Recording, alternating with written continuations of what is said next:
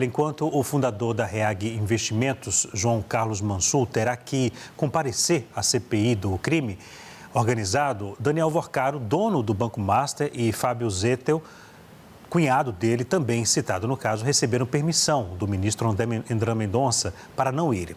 Sobre essas decisões de ministros do STF, sobre convocados para CPIs, eu converso agora com o advogado André Marcília e com a advogada Marina Coelho Araújo, doutora pela USP e vice-presidente do Instituto dos Advogados de São Paulo. Aos dois eu agradeço pela presença mais uma vez aqui no SBT News. Eu adoro essa dupla. Vou começar com a dama, viu, doutor Marcília? Doutora, o STF deve interferir em convocações ou convites feitos pelas CPIs? Muito boa noite. Boa noite, Leandro. Boa noite, André. Leandro, acho que a primeira coisa para a gente responder essa pergunta é entender o que é uma CPI, né? O que a CPI faz? Porque a CPI, ela tem uma origem. A primeira CPI no Brasil, Leandro, investigou o Banco do Brasil, em 1826. Na verdade, não era ainda uma CPI, né? Mas era a origem da CPI no Brasil. A primeira investigação por parlamentares. Então, as CPIs, elas têm essa origem que é o legislativo investigando questões do executivo. Essa origem no Brasil, de 1826, ainda remonta uma história de investigação da Inglaterra. Então, a gente tem aqui uma organização, um instrumento que investiga a partir do legislativo questões até do próprio executivo e questões que tenham relevância para a convivência da nação. As CPIs, elas não julgam, elas não processam, elas são investigantes, né? E depois elas produzem um relatório. E esse relatório vai ser encaminhado para uma ou para outra instituição que tenha competência para seguir e ter consequências desses fatos. Então, na verdade, o que eles estão fazendo lá na CPI é investigando para expor as questões como elas aconteceram e depois relatar. E aí vem a minha resposta. Sim, o STF ele pode sim estabelecer limites para essa investigação. E esses limites dizem, Leandro, sobre as questões criminais. É muito importante que as CPIs elas façam a investigação que elas têm que fazer, mas elas não podem se sobrepor aos direitos e garantias das pessoas e elas não se sobrepõem, Leandro, às investigações policiais. O próprio relatório da CPI pode virar uma investigação policial depois, porque é a polícia e a autoridade judiciária que tem a competência para investigar, julgar e punir. Então, eu não vejo nenhum contraponto, nenhum desequilíbrio, muito pelo contrário. Eu vejo as situações se equilibrando quando o STF diz: não, essa pessoa está sendo investigada criminalmente perante o STF, então ela não tem obrigação de depor e muito menos de produzir prova contra si mesma. Então ela não precisa falar. Esta é a limitação corretíssima, a meu ver, que o STF vem fazendo em relação à CPI. Doutor André Marcília, o STF deve interferir em convocações ou convites feitos por CPIs? Boa noite.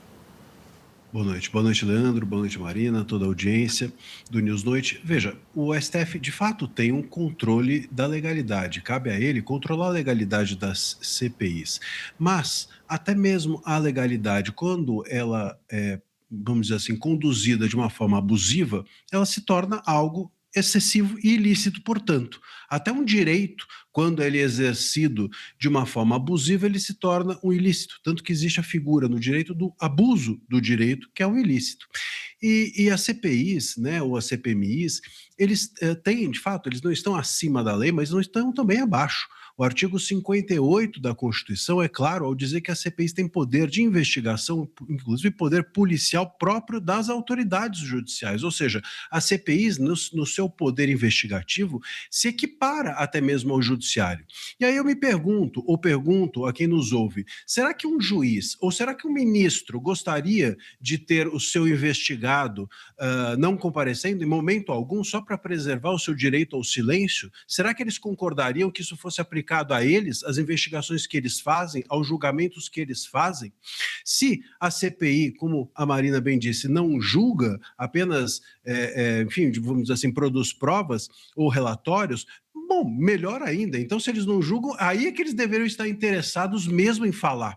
É nesse lugar que é o adequado para eles falarem. Eles não estão sob julgamento, eles não estão com o risco de serem condenados, e sim de esclarecer a verdade para o Congresso. Não há lugar melhor para você dizer a verdade do que diante de representantes do povo, eleitos pelo povo, e prestar ali o seu dever cívico, inclusive. Então, claro que o STF tem o dever e até mesmo o poder de controlar a legalidade de uma CPI ou de uma CPMI, mas quando isso é feito de forma abusiva, né, bom, aí a gente tem que entender se isso não tem um componente político na conduta do STF.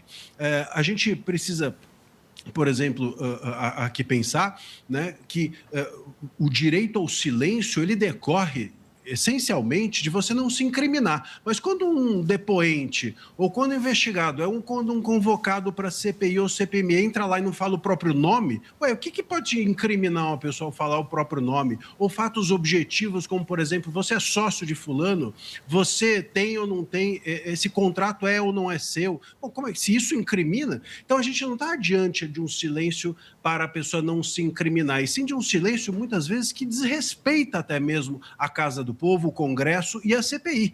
A gente viu agora na reportagem a repórter dizendo: ninguém sabe se amanhã o Vorcaro vem, se não vem. Ele diz que vem, diz que não vem, aí a tela é presencial, aí ele quer vir com jatinho. Parece aquela história de mãe, né? Na volta a gente compra. Quando fala para o filho pede para que ela compre alguma coisa. Na volta a gente compra. Parece que está simplesmente protelando ou tratando com desrespeito à Casa do Povo. Queria ver se o STF fosse desrespeitado da forma como o Congresso está sendo nessas CPIs, se ele ia conceder esses direitos aos investigados. Claro que não. Então a gente está diante de uma vulgarização por parte do STF e de uma desidratação do poder de polícia das CPIs, que me parece ter um conteúdo, um elemento muito mais político por parte do STF, de desidratar as investigações do Congresso e com isso concentrar nele, STF, o poder, do que qualquer outra coisa.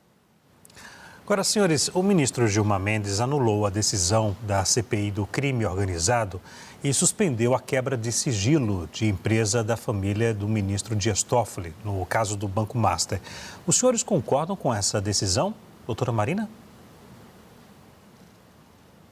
Olha, Leandro, eu queria só colocar uma questão aqui anterior, que é a seguinte: o direito ao silêncio, ele não tem que gerar na autoridade qualquer irritação. Ele tem simplesmente que ser cumprido.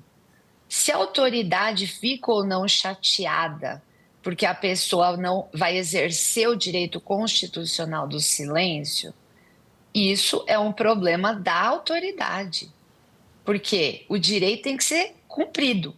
Se ela fica chateada, pode tratar na terapia. Agora, tem que cumprir o direito ao silêncio. Não é uma questão de dizer se eu quero ou não que o investigado venha. Não sou eu a autoridade que tem que querer. Se a pessoa é investigada criminalmente e na esfera competente, que, por exemplo, no caso é o STF, ela tem que dizer o que ela quiser e se defender na esfera criminal. Ela não está obrigada, por lei no Brasil, a falar nada. E eu não vejo, Leandro, sinceramente, por que os parlamentares ficarem chateados com isso? A gente só está vendo a Constituição ser cumprida. E eu acredito que nenhum ministro ficaria chateado se alguém investigado pelo STF exercesse o direito ao silêncio. Isso é exercer um direito constitucional. Então, a meu ver, exercer direitos faz parte da democracia. Ninguém tem que ficar chateado com isso. Então, se eles não vão, vamos para frente, fazer outras questões para investigar. Em relação à decisão do ministro Gilmar, o conteúdo da decisão, a meu ver, é muito pertinente e absolutamente correto, porque existe já quebra de sigilo e toda essa investigação perante o STF. Não tem porquê, e aí sim acho que o André falou uma coisa muito correta, existe um componente político aqui. E esse componente político está muito dentro da CPI. A CPI é uma estrutura política. Então, eu enxergo um pouco diferente do André. Quem está aqui exercendo um papel político, a meu ver, muito mais evidente, é a própria CPI, que está querendo fazer um monte de oitivas e quebra de sigilo e tudo mais, para também criar uma situação política desnecessária. O STF, nesse ponto, o ministro André Mendonça também foi muito categórico e, a meu ver, corretíssimo nesses pontos, há uma investigação em curso perante a autoridade competente. A CPI não está acima dessa investigação. A CPI pode investigar, mas ela sempre vai estar abaixo da investigação criminal quando a gente está falando desses fatos em relação à competência da polícia e do judiciário. Okay. A CPI, não vamos esquecer, Leandro, tem sim poderes que se comparam aos judiciais para quebrar sigilo e para convocar pessoas e o que for necessário. Mas ela não está acima do devido processo legal nas garantias penais. Doutora Marina, acredito que tem que seguir. Desculpa. Eu que peço desculpas interromper, eu não gosto de interromper o raciocínio dos senhores. Eu estou com um pouquinho de tempo por causa do estouro do jornal e vou passar a palavra agora para o doutor Marcília. Pode ser, doutor Marcília? Claro. Pois não. Olha só, primeiro que essa questão da chateação, só para deixar claro, eu não sei se os parlamentares estão chateados, mas eu, como contribuinte, fico chateadíssimo de saber que o Congresso está gastando o meu dinheiro público, para fazer uma CPI que a pessoa não comparece em razão de um componente político do STF, não do Congresso. Essa decisão do Gilmar Mendes responde a isso, Leandro. Exatamente, não há nada que justificasse, não há nenhuma prevenção. Aqui, eu não vou nem discutir o mérito da decisão dele, porque, enfim, a gente precisaria se alongar. Mas a formalidade, por que o Gilmar Mendes caiu com esse processo? Ele não foi sorteado, não existe nenhuma prevenção. A Marid peticionou um processo arquivado referente a uma produtora da CPI da Covid de 2021, escolheu o juiz Gilmar Mendes se deu por escolhido e decidiu em favor do seu colega. Se isso não é política, bom, certamente jurídico não é. O Congresso pode fazer política. Quem não pode fazer política é o Gilmar Mendes. Quem não pode fazer política é o STF. Ele está ali para controlar a legalidade jurídica dos atos da CPI e não para fazer mais política do que a própria CPI. Ok.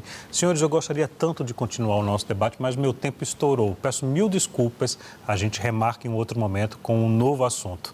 Eu agradeço aqui a presença do doutor André Marcília e também da doutora Marina Coelho Araújo. Muito obrigado aos dois, uma boa noite e até a próxima.